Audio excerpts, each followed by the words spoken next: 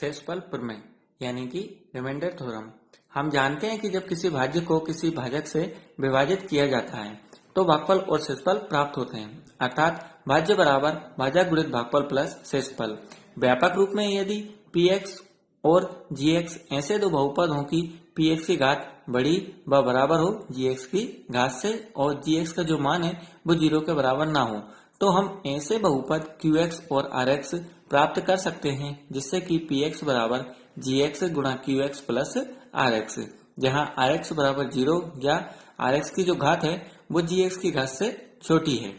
यहाँ px को gx से भाग देने पर भागफल qx और शेषफल rx प्राप्त होता है। अब हमें यहाँ पर यह बात ध्यान रखना पड़ेगा कि माना px 1 से अधिक या 1 के बराबर घात वाला एक बहुपद है और एक कोई वास्तविक संख्या है। यदि px को रैखिक बहुपद x माइनस a से भाग दिया जाए तो शेषफल जो है वो pa प्राप्त होता है। अब हम इन्हें और अच्छे से समझने के लिए कुछ उदाहरण लेते हैं जिसकी सहायता से हम शेषफल प्रमेय को आसानी से समझ सकते हैं। आइए अब हम दो संख्या लेते हैं 15 और 6। इसके बाद हम क्या करेंगे कि 6 का भाग किस में देंगे, 15 में देंगे। तो हम 6 का भाग किस में दे रहे हैं, 15 में दे रहे हैं। तो हम 6 का पाड़ा पढ़ेंगे तो ये हो गया 6 दूनी 12, शेष कितना बच जाएगा हमारे पास, 3 जो है हमारे पास शेष प्राप्त हो जाएगा।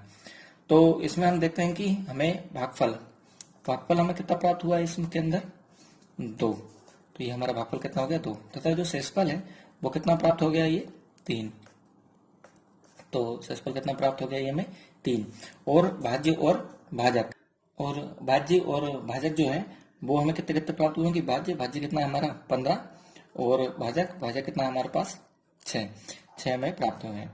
तो हमने यहाँ पर देखा कि भागफल कितना हो गया ये 2, शेषफल कितना हो गया 3, भाज्य कितना हो गया ये 15 और भाजक कितना हो गया ये 6 हो गया। अब हम इसे इस तरह से लिख सकते हैं कि भाज्य बराबर भाजक गुणित भागफल प्लस शेषफल। यहाँ पर जो हमारा भाज्य था वो कितना था 15 था, बराबर भाजक कितना था 6 था, गुणा भागफल कितना था हमारे पास 2, और जो शेषफल हमें प्राप्त हुआ था वो कितना प्राप्त हुआ था 3 प्राप्त हुआ था। तो अब हम यहाँ पर देखते हैं कि शेषफल जो है 3 वो भाजक 6 से कम है। आइए अब हम एक बहुपद उदाहरण 6 की मदद से इसे और समझते हैं। अब हम उदाहरण 6 को देखते हैं कि px को gx से भाग दीजिए, जहां px बराबर x प्लस 3x की घात 2 माइनस 1 और gx बराबर 1 प्लस x है। तो सबसे पहले तो हम px और gx के मान लिख लेते हैं। तो ये px बराबर, अब हम px के मान को देखते हैं कि सबसे बड़ी घात कितनी है, घात 2 है। ये जो सबसे बड़ी घात है ये सबसे पहले आती है, तो इसे हम सबसे पहले लिख देते हैं कि 3x की पावर 2 प्लस के ये हो गया हमारे x और ये माइनस के 1। ठीक इसी प्रकार से हम gx को लिख लेते हैं कि x की घात कितना है ये 1, घात 1 है तो ये भी पहले आएगा और संख्या हमेशा कहाँ आती है, बाद में आती है। इस तरह से हमने px और gx के मानों को लिख लिया है। अब हम gx का जो भाग है वो किस में देंगे, px में, यानी कि हम x प्लस 1 का भाग किस में दे रहे हैं 3x की पावर 2 प्लस x माइनस 1 में हम क्या कर रहे हैं, भाग दे रहे हैं। तो सबसे पहले तो हम यहाँ पर पहली संख्या देखेंगे और यहाँ पर भी पहली संख्या देखेंगे। यहाँ पर जो संख्या है वो कितना है 3x की पावर 2, यानी मैं इसे किस तरह से लिख सकता हूँ 3x की पावर 2 है तो मैं इसे कितनी बार लिख दूंगा 2 बार, और यहाँ पर कितना केवल x है तो ये x बराबर x है। अब इस x से ये x कट गया तो मुझे कितनी की आवश्यकता है, ये 3x की आवश्यकता है। तो मैं क्या करूंगा कि 3x का इसमें गुणा कर दूंगा, तो 3 एकम 3 यानी 3 एकम 3 और x को गुणा x में करूंगा तो ये कितना हो जाएगा x की पावर 2। अब इस 3x का गुणा मुझे इस 1 में भी करना है, तो ये दोनों प्लस के हैं तो प्लस के प्लस 3x का गुणा 1 में करूंगा तो ये कितना हो जाएगा 3x का 3x है। जब मैं इनको घटाऊंगा तो यहाँ पर निशान चेंज करूंगा, यहाँ प्लस था तो ये माइनस, ये भी प्लस है तो ये क्या हो जाएगा ये माइनस, ये 3x की घात 2 और ये भी 3x की घात 2, इन्हें जब मैं घटाऊंगा तो ये क्या हो जाएगा 0। अब याद रखना हमें कि बीच वाले निशान को हमें क्या कर देना है, छोड़ देना है। तो ये प्लस माइनस माइनस, बड़ी संख्या किसकी है ये माइनस के 3x, तो ये माइनस का निशान, 3x में से एक x को हटाएंगे तो कितना हो जाएगा ये 2x, और अगली संख्या को हम क्या करेंगे उतार लेंगे। तो ये माइनस 1 को हमने क्या करा यहाँ पर उतार लिया। उसके बाद हम फिर चेक करेंगे कि यहाँ पर क्या है x और यहाँ पर भी क्या है x है, तो हमें कितने की आवश्यकता है, ये -2 की आवश्यकता है। तो मैं क्या करूंगा कि -2 का ही गुणा कर दूंगा, प्लस माइनस क्या हो जाएगा ये माइनस 2 का गुणा x में करूंगा तो ये कितना हो जाएगा ये 2x, फिर ये प्लस माइनस माइनस 2 1 कम 2। इसके बाद फिर क्या करूंगा, मैंने घटाऊंगा तो ये निशान मुझे चेंज करने पड़ेंगे। ये माइनस का किस में बदल जाएगा प्लस में, ये माइनस का किस में बदल जाएगा प्लस में। बीच के जो भी निशान होंगे उन्हें हम क्या करेंगे, छोड़ देंगे। मैं यहाँ पर गोला जरूर लगा रहा हूँ, लेकिन आप लोगों को ध्यान रखना कि आपको इस तरह से गोला वगैरह नहीं लगाना है।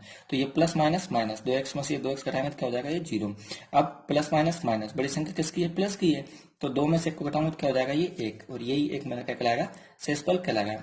इस एक के आगे मुझे प्लस निशान लगाने की आवश्यकता नहीं है। अब मैं इसे लिख देता हूं कि 3x⁴ प्लस x माइनस 1 बराबर x प्लस 1, अगले कोष्टक के अंदर ये 3x माइनस 2 प्लस 1, यानी कि ये हमारा जो भाज्य है वो कितना हो गया, ये 3x² प्लस x माइनस 1। तो भाज्य बराबर भाजक, भाजक क्या हो गया हमारा x प्लस 1 और गुणा भागफल, भागफल कितना हो गया, ये 3x माइनस 2 प्लस शेषफल, शेषफल कितना हो गया, ये हमें 1 प्राप्त हुआ है। अब इसे मैंने हिंदी में भी लिख के बता दिया है कि भाज्य बराबर भाजक गुणित भागफल प्लस शेषफल।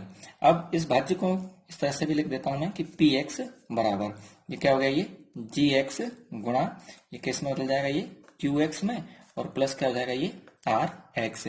अब हम क्या करेंगे कि px बराबर कितना था हमारे पास, 3x⁴ प्लस x माइनस 1। इसमें हम क्या करेंगे कि gx बराबर हमें कितना मान दे रखा है, x प्लस 1 में यदि हम क्या करेंगे कि gx बराबर क्या करते हैं, हम 0 मान लेते हैं। तो gx बराबर अगर हम 0 मानेंगे तो ये क्या है हमारा x प्लस 1, तो x प्लस 1 बराबर भी क्या हो जाएगा, 0 हो जाएगा। अब ये प्लस के 1 है तो ये उस तरफ जाएंगे, किसके हो जाएंगे, पक्षांतर करने पर माइनस के 1 हो जाएंगे, यानी x बराबर क्या आ गया, ये माइनस का 1। अब मैं क्या करता हूँ कि x बराबर माइनस का 1 px में रख देता हूँ, तो p का p x की जगह पे क्या हो जाएगा, ये माइनस का 1 बराबर के बराबर 3 के 3, x की जगह पे उसका मान -1 की घात 2 प्लस के प्लस x का मान -1 कोष्टक बंद, और ये -1 है। तो 3 तो वैसे के वैसे ही, अब -1 की घात कितना है, 2 है, तो इसमें मैं कितनी बार लिख दूंगा, इस तरह से 2 बार। ये प्लस माइनस -1 का 1, और ये -1 भी वैसे के वैसे ही, 3 के 3, माइनस माइनस क्या हो जाएगा प्लस, और 1 एकम 1, तो ये तो 1 हो गया। इधर माइनस माइनस प्लस, ये दोनों संख्या किसकी है, माइनस की है, बड़ी संख्या तो दोनों सेम है तो माइनस का ही निशान, 1 और 1 ये कितना हो गया, 2 हो गया। इसके बाद 3 एकम 3, और ये -2 वैसे के वैसे ही, और जब मैं 3 में से 2 को घटाऊंगा तो कितना मुझे प्राप्त होगा, 1 प्राप्त होगा। अब हम यहाँ पर देखते हैं कि px बराबर क्या था, px बराबर 3x² प्लस x माइनस 1 को gx बराबर x प्लस 1 से हमने क्या करा था, भाग दिया था, और भाग देने पर हमें शेषफल क्या प्राप्त हुआ था, ये 1 जो है हमें शेषफल के रूप में प्राप्त हुआ था। ये वही होता है जो कि बहुपद x प्लस 1 बराबर के शून्यक, अर्थात x का मान कितना रखा था हमने, ये -1 px में रखने पर, px बराबर 3x² प्लस x माइनस 1 में रखने पर प्राप्त हुआ है। तो यहाँ पर हम देखते हैं ये भी 1 हमें यहाँ प्राप्त हुआ, और यहाँ भी हमें शेषफल क्या हुआ है, 1 ही प्राप्त हुआ, और यही हमारी क्या थी, शेषफल प्रमेय थी। हम आशा और उम्मीद करते हैं कि आपको ये समझ में आई हो।